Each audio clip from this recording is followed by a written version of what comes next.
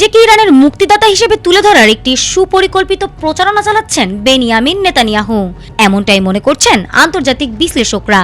সাম্প্রতিক সংঘাতে ইসরায়েলি বাহিনীর টার্গেটেড হামলায় ইরানের শীর্ষ নিরাপত্তা ও রাজনৈতিক ব্যক্তিত্বরা একের পর এক নিহত হচ্ছেন, যা যুদ্ধের কৌশলগত চিত্রই বদলে দিচ্ছে।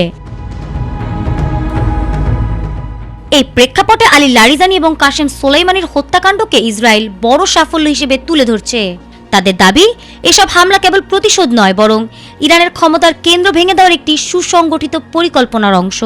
বিশেষ করে যুদ্ধের শুরুতে শীর্ষ নেতৃত্বে আঘাত হানার পর এসব ঘটনাকে ধারাবাহিক কৌশলগত অগ্রগতি হিসেবে দেখানো হচ্ছে। তবে শুধু সামরিক পদক্ষেপেই থেমে নেই তেল আবিবের কৌশল, বরং তথ্যযুদ্ধ বা ন্যারেটিভ ব্যাটল এও সক্রিয় ভূমিকা নিচ্ছেন নেতানিয়াহু।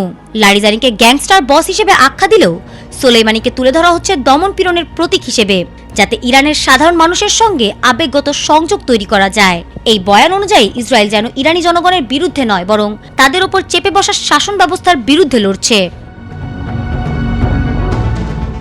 নেতানিয়াহু যদিও ইরানের সাধারণ জনগণের কাছে নিজেকে মুক্তিদাতা হিসেবে উপস্থাপন করার চেষ্টা করছেন, তবুও যুদ্ধের টানা ধ্বংসযজ্ঞ এবং অসংখ্য বেসামরিক হতাহত এই প্রচারণাকে প্রভাবহীন করার সম্ভাবনা রাখে। বর্তমান সময়ে ইসরায়েল মূলত সোলেইমানির বিষয়ে বেশি প্রচারণা চালাচ্ছে। নেতানিয়াহু চাইছেন সাধারণ ইরানিকে বোঝাতে যে তিনি তাদের শত্রু নন, বরং তাদের পক্ষে আছেন। নিজেকে মুক্তিদাতা হিসেবে উপস্থাপন করে তিনি এমন একটি পরিবেশ তৈরি করতে চাইছেন যাতে সাধারণ জনগণ বর্তমান শাসনের বিরুদ্ধে রুখে দাঁড়ায় এবং সরকারকে উৎখাত করে।